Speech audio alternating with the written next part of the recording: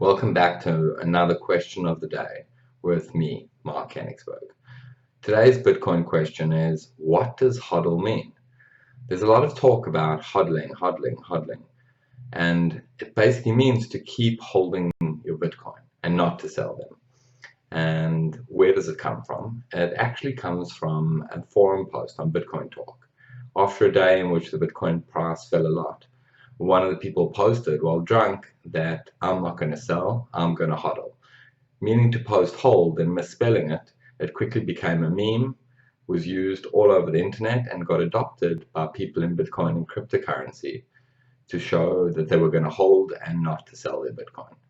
There have been articles that say that it stands for hold on for dear life, and a lot of people have tried to turn it into some acronym.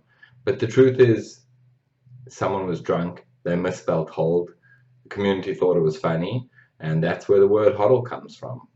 And you've been watching Bitcoin Question of the Day with me, Marc Kenigsberg. So put your comments below, share your thoughts and other questions that you'd like me to answer. See you soon. Thanks.